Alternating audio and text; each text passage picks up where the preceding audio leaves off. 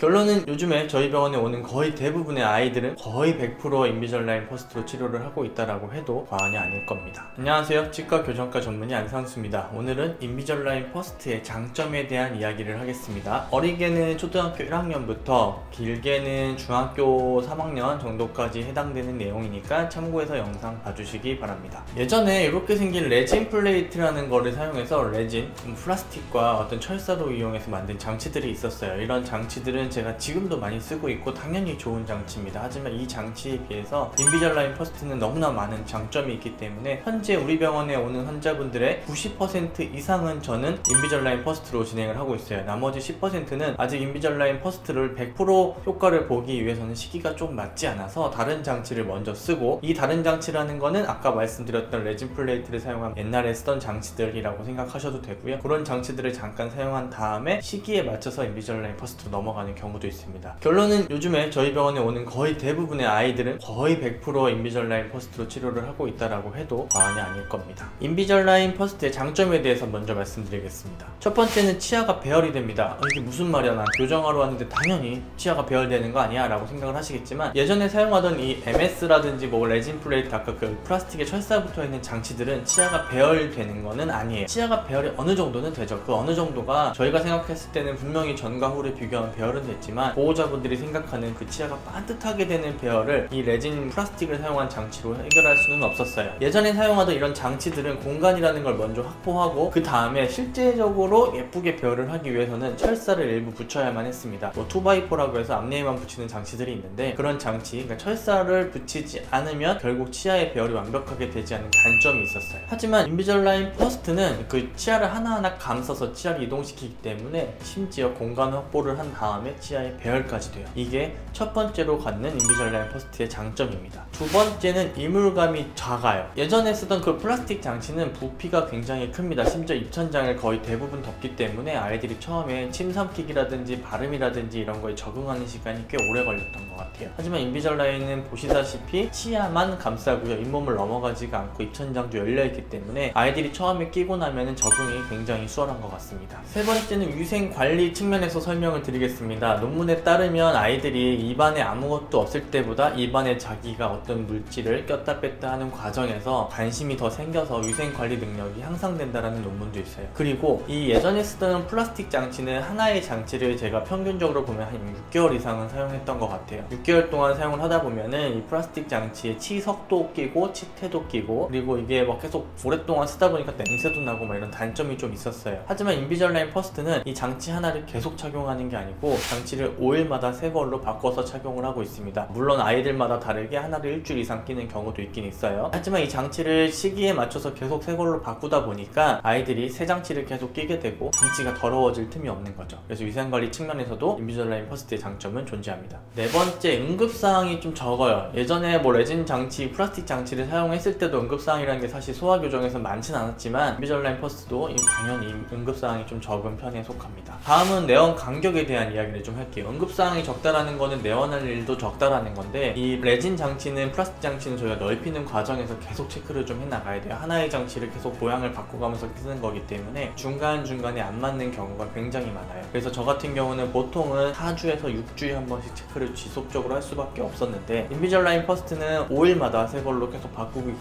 때문에 아이의 협조도가 좋다라고 판단이 된 이후에는 2달 또는 3달에 한 번만 체크를 하고 있습니다. 그렇게만 해도 교정이 잘 돼요. 요즘 아이들 많이 바쁘잖아요. 학원도 다니고 학교도 가야 되고, 올 때는 또 어머니 아버지가 같이 와야 되고, 그렇기 때문에 이 내원 간격이 길다라는 것도 인비절라인 퍼스트의 굉장히 좋은 장점 중에 하나라고 생각을 합니다. 또 시작하기 전에 분실 파손 걱정하시는 분들이 굉장히 많아요. 아이가 이걸 챙겨야 되는데 과연 잘 할 수 있을까 뭐 걱정하는데, 제가 많은 아이들을 해본 결과 이런 경우가 흔치는 않아요. 하지만 또 분실 파손이 있기는 있어요. 하지만 옛날에 플라스틱 장치는 분실 파손을 하면 무조건 새로 만들어야 돼요. 방법이 없어요. 장치가 없어졌으니까. 하지만 인비절라인 퍼스트는 5일마다 새 걸로 바꾸기 때문에 사실 중간에 하나를 잃어버려도 큰 문제가 생기지 않는 경우가 대부분이긴 합니다. 물론 파손도 자주 있고 뭐 분실도 자주 있고 이러면 당연히 문제가 되고 재제작을 해야 되기 때문에 시간도 길어지고 문제가 있을 수는 있지만, 가끔 하나 부러지고 가끔 하나 분실되고, 이거는 전체 치료 결과를 보고 어떤 스토리를 가지고 저희가 진료를 해나가는 과정에서 한두 개가 없어지거나 파손되는 거는 거의 대세에 큰 영향을 미치지 않아요. 그러니까 이것도 걱정하지 않아도 됩니다. 장점 중에 하나죠. 오늘 인비절라인 퍼스트의 장점들에 대해서 제가 얘기를 드렸는데, 인비절라인 퍼스트 당연히 단점이 있습니다. 아이가 정해진 방법, 그러니까 정확하게 저희가 알려드린 방법으로 착용하지 않으면 장치의 변형이 굉장히 심해요. 파손도 많고요. 그러면 당연히 교정 치료가 잘 안 되는 경우도 있고, 가장 무엇보다 중요한 거는 아이가 장치를 열심히 껴줘야 치료가 잘 되는데, 아이가 장치를 열심히 안 끼면 당연히 교정 치료가 안 돼요. 아이가 교정 치료를 안 하고 싶어 하고 억지로 병원에 데려온 거고, 오늘 시작을 하는데 이제 아이가 하기 싫어하는데 너 교정해야 돼 라고 억지로 시키는 경우에 인비절라인은 좋은 선택이 아닙니다. 그럴 때는 차라리 아이를 좀 달래서 아이가 이해하고 왜 해야 되는지를 알고 하고 싶어 할 때 시키는 게 좋고요. 그것도 안 된다 그럼 나중에 철사 교정으로 한번 해주시는 게 그런 경우에는 훨씬 좋을 수 있어요. 인비절라인 퍼스트의 장점에 대해서 알아봤고요. 오늘 영상 보시고 궁금한 거 있으면 댓글 달아주시면 제가 또 알려드리겠습니다. 감사합니다.